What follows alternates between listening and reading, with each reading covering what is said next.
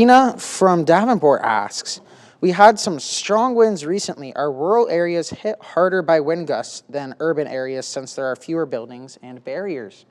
Yes, that is an absolute yes. Yes. And this is actually something I talked about, I believe it was last summer or last fall, where we had that deadly dust storm that happened in downstate Illinois, kind of just outside of Springfield.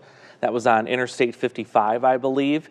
That was a prime example of the power of wind in an open area. We talked about how way back several years ago there were shelter belts that were installed. I believe this was probably around the World War II time frame. And what the shelter belts were those lines of trees that you see on the edge of fields. Yes. That was supposed to kind of help contain the wind and keep it from blowing dust all over the place. Well, it's the same scenario in a downtown. Yes. You know, if you're living in Chicago, there's usually a little less wind, except with Chicago, you have so many tall buildings, you get that funnel. It's funnels between the buildings, and it can become very dangerous. You can see that with Houston, too, when they've had those systems move through there. And just the last couple of years, some of those downtown buildings, even 50 stories up, those windows were just getting shattered just because those winds were so strong. Yeah, and it can accelerate that. Exactly. At times, too. Now, where we live, you know, you go to downtown Davenport, we have a few tall buildings, same thing in Moline. Yes. That doesn't really create a wind tunnel, if you will, but it does tend to slow down the wind a little bit when you're downtown.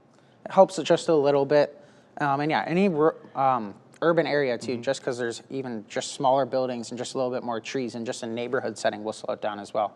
Yeah, and it's amazing the difference. I mean, if you know somebody that's lived out in the country or you live out in the country yourself, you know that even on the calmest day, you're going to have some type of a breeze that's going to come through there. So no surprise there. And if you're curious about that shelter belt that I was just talking about, this is what it was. So what happened is in the 1930s, more than 200 million trees were planted in the center part of the country. And again, what that was to do is supposed to act as a wind buffer to slow down the winds so that we wouldn't have a repeat of the Dust Bowl, which of course was deadly and really had a huge impact on the economy.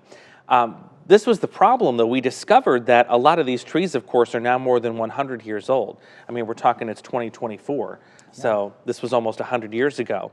So now what the government is trying to do and what some other organizations are trying to do is reestablish these trees so that we don't have a repeat of the Dust Bowl. But if you ever go out into the country, and I have noticed this all over the place, especially around here, you'll see a house that's in the country, and it's got pine trees surrounding it most oftentimes. And what that is it's acting as a wind buffer to slow that down. I was going to